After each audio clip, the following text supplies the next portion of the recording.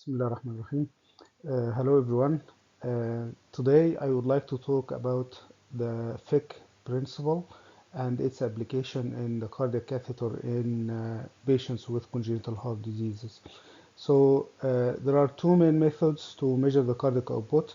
One is the thermodilution technique and the second one is the Fick principle.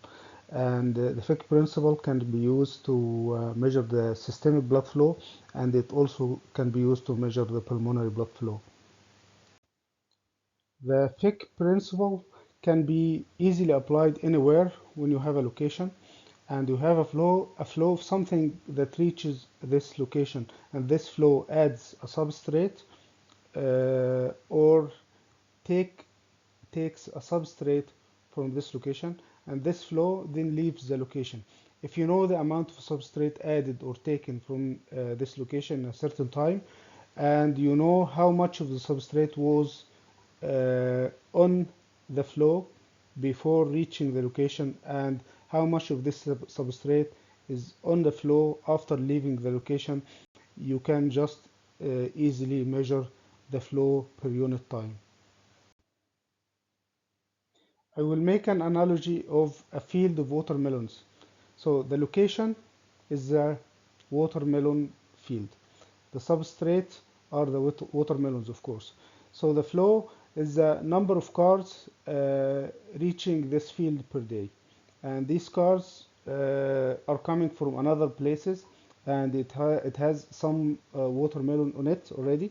So I will calculate how many watermelons on the car before reaching the field and how many watermelons on the car after leaving the field. So the number of cars is the flow, number of cars per day, and the number of watermelons on the car before and after the field is the content of the substrate on the flow. For in this example, in this field, each car comes with 150 watermelons on it, and it leaves with 200 watermelons. So each car adds 50 watermelons to its load. So at the end of the day, the field owner found that 250 watermelons have been taken, and from this, it is just very easy to calculate how many cars visited the field on this day. So each car um, took 50 watermelons. We know that by deducting the initial content from the final content, or the final content from the initial content, whichever is greater. So it is 200 minus 150. So each car had 50 extra watermelons from this field. So the total change in the substrate, or the number of watermelons taken from the field in this day or per day, was 250. By just dividing the total number of watermelons taken from the field by the difference between the content or the number of watermelons in the cars before and after leaving the field, which is 50, we can just now calculate that 5 cars had visited the field this day, and the flow of cars is 5 cars per day. If we apply the same principle on the systemic blood flow, so we can say that the cars are the liters of blood, and the number of cars per day are the number of liters per minute of flow of blood. The substrate is oxygen in milliliters per minute instead of the watermelons, and the total amount of watermelons taken from the field is the amount of oxygen added by the lung to the blood per minute. And to make it easy, it is exactly equals to the oxygen consumed by the body per minute. So we can use the oxygen consumption when we want to calculate the amount of oxygen consumed by the body, or even when we want to calculate how much oxygen added by the lung to the circulation per minute. The oxygen consumption can be measured and it can also be calculated empirically using the Lavarge equation. Uh, so now we want to know how many watermelons on the car before and after, and we want to know how much oxygen carried by 1 liter of blood. So it is easy to calculate how much oxygen carried by 100 ml of blood using the oxygen content equation.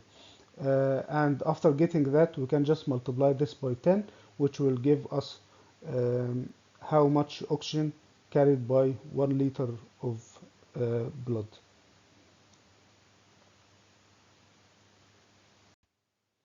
So this is the oxygen content equation, and it is applicable whether this blood is systemic blood or pulmonary blood, whether this is venous, systemic venous or pulmonary venous, or systemic arterial or pulmonary arterial blood. So oxygen content equals the hemoglobin in gram per deciliter multiplied by 1.34 mL of oxygen, which is the amount of oxygen carried by each gram of hemoglobin. And because this hemoglobin may not be fully saturated by oxygen, so we will multiply this by the oxygen saturation. So whether this blood is 100% oxygen or oxygen saturation or 60% oxygen saturation. So there is another part of the equation added to this amount of oxygen we calculated, which is oxygen dissolved in blood. When we use the FiO2 of 21%, this part is very small and we can just neglect it. So the only different part of the equation in this case between the systemic venous and the systemic arterial blood will be the oxygen saturation, which will be like something like 65 to 75% in the venous blood, and it will be something like 95 to 100% in the arterial blood. This is in case we measure the systemic blood flow. If we are measuring the pulmonary blood flow, so the pulmonary arterial blood will be desaturated blood will be 65 to 75%, and the pulmonary venous blood coming back from the lung to the left atrium will be 100% saturation. In cath lab, where we take the blood samples to get the amount of oxygen in 1 liter of blood, or the oxygen content, or the number of watermelons in each car. So we usually take samples from each side of the circulation. So if we are measuring the pulmonary blood flow, so we need to measure the blood in the pulmonary artery, which is desaturated blood, and we'll measure the blood coming back to the left atrium, and we'll see the difference between the contents and see the oxygen consumption and divide the oxygen consumption by this difference to get the pulmonary blood flow. If we are measuring the systemic blood flow, we'll take the systemic venous sample from the right atrium and the arterial sample from any arterial line or the aorta or the femoral artery, and we'll find the difference between the oxygen content in each, and by dividing the oxygen consumption by this difference, we can get the systemic blood flow. In case we have a shunt here, like ASD or VCD or something that makes the measurements taken from here, from the right atrium, is not accurately measuring the venous flow, in that case we may take the samples from the SVC and IVC.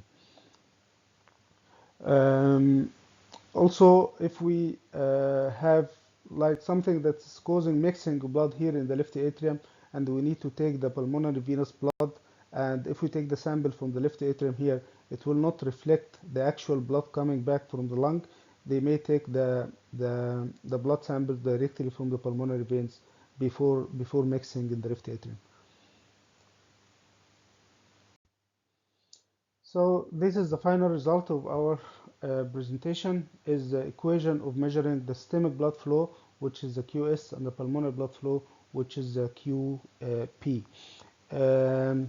So you can see that we use the oxygen consumption in both equations, and it makes sense in the first equation because we are measuring the difference between the systemic arterial blood flow where the oxygen is higher than the systemic venous blood flow, so we consume some oxygen. So this is oxygen consumption. But in the second equation of the pulmonary blood flow, we still use the oxygen consumption because we know that the amount of oxygen added by the lung to the circulation, to the pulmonary blood flow, exactly equals the amount of oxygen consumed by the body in the same time. So because it is easy to calculate the oxygen consumption, we use it for both equations. So these equations are exactly the same what we have done in the field with the watermelons and cars.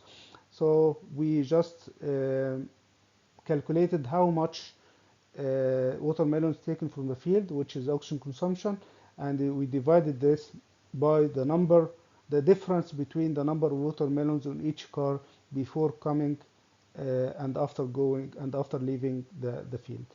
I hope this is useful and clear, and thank you very much for listening.